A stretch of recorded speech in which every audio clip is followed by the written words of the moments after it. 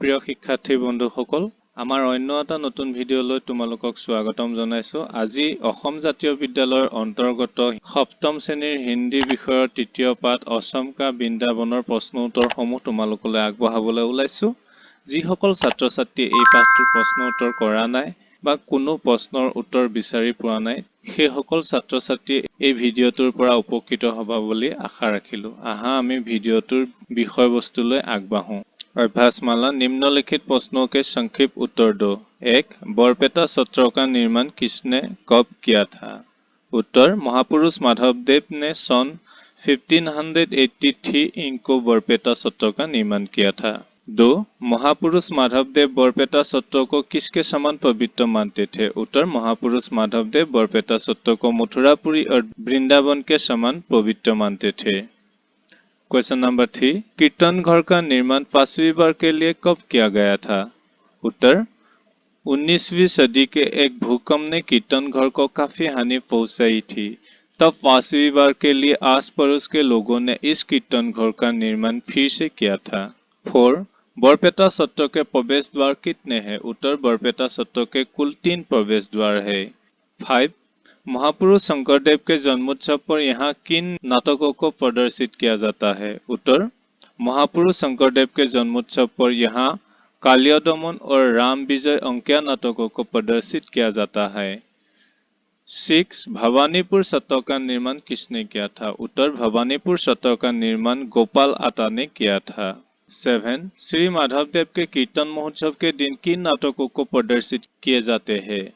उत्तर श्री माधवदेव के कीर्तन महोत्सव के दिन रुक्मिणी हरण और पारिजात हरण अंकिया नाटकों को प्रदर्शित किए जाते हैं। Question number 4. निम्नलिखित प्रश्नों के उत्तर दो।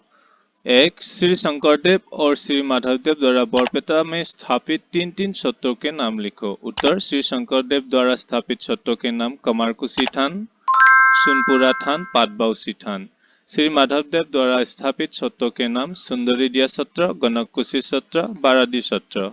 2. राजेंद्र क्या सोच रहा था? उत्तर राजेंद्र सोच रहा था कि बरपेटा में जो कीर्तन घर है दरअसल वो प्राचीन कीर्तन घर नहीं है।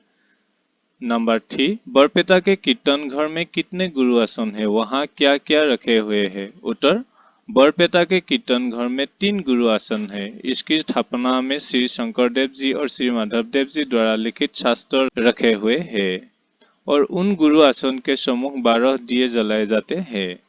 4. गुरु आसन के सम्मुख कितने दिए जलाए जाते हैं और क्यों?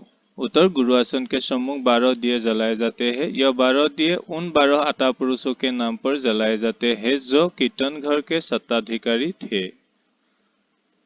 5. बरपेटा को सत्रों की मिलन भूमि क्यों कहा जाता है? उत्तर बरपेटा को सत्रों की मिलन भूमि इसलिए कहा जाता है क्योंकि कीर्तन घर के सत्ताधिकार गण सत्रों की स्थापना द्वारा लोगों को धर्म और न्याय के प्रति आकर्षित करना चाहते थे।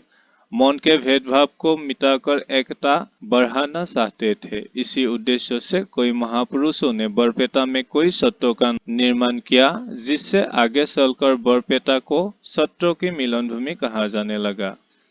महापुरुष माधवदेव के लिए तो बरपेटा सत्र मथुरापुरी और वृंदावन जैसे पवित्र था, जिसका जिक्र उन्होंने बरगीत में भी किया है। Question number 5. बरपेटा के कीर्तन घर के संबंध में एक लेख लिखो। उत्तर श्री माधवदेव ने सबसे पहले बरपेटा के कीर्तन घर को 1583 को उत्तरी दक्षिणी दिशा करके निर्माण किया था, लेकिन 2 वर्ष बाद उनके द्वारा ही इसे पुनः पूर्वी पश्चिमी दिशा करके बनाया गया। जब सन 1595 में कीर्तन घर में आग लगी तब माधवदेव के कहने पर उनके प्रधान शिष्य मथुरादास ने कीर्तन घर का पुनर्निर्माण किया था। फिर 19वीं सदी में मान लोगों ने आकर कीर्तन घर को पुनः जला दिया था।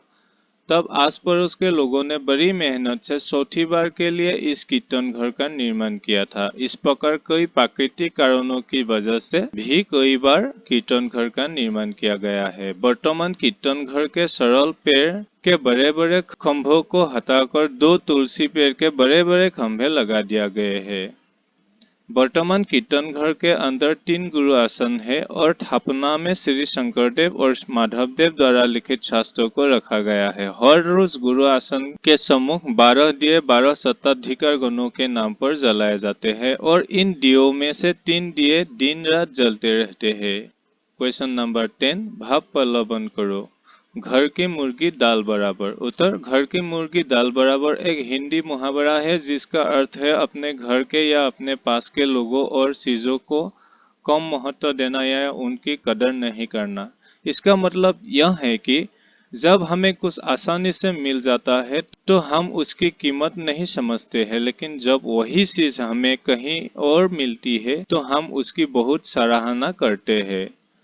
इस मुहावरे का अर्थ है कि हम अक्सर अपने पास मौजूद चीजों को महत्व नहीं देते। हम दूसरों की चीजों को, खासकर उन चीजों को जो हमें नहीं मिलती है, अधिक महत्वपूर्ण मानते हैं। यह एक सामान्य मानवीय प्रवृत्ति है जो हमें अक्सर अपने आसपास के लोगों और चीजों की कदर करने से रोकती है। 2 मन के जीते जीत है, मन के हारे हार। उत्तर मनुष्य की हार जीत उसके मन की स्थिति पर निर्भर करती है। यदि मनुष्य अपने मन में हार मान लेता है तो वह वास्तव में हार जाता है, भले ही परिस्थितियां उसके पक्ष में हो। लेकिन यदि वह अपने मन में जीतने का निश्चय कर ले, आत्मविश्वास बनाए रखे और डटकर कठिनाइयों का सामना करे तो वह अंततः जीत हासिल कर सकता है। यह कथन हमें आत्मबल, सकारात्मक सोच और संकल्प की शक्ति का महत्व समझाता है। প্ৰিয় ছাত্ৰ-ছাত্ৰীসকল, এই পাঠটোৰ প্ৰশ্ন উত্তৰ ইমানতে শেষ হৈছে। অন্য এটি পাঠৰ প্ৰশ্ন উত্তৰলৈ আমি শীঘ্ৰে তোমালোকৰ ওচৰলৈ আহি আছো। তেতিয়ালৈ আমাৰ চেনেলটো ছাবস্ক্ৰাইব কৰি অন্য ভিডিঅ'সমূহৰ পৰা প্ৰশ্ন উত্তৰসমূহ বাছি ল'বা বুলি আশা ৰাখি আজিলৈ এৰিলো। ধন্যবাদ।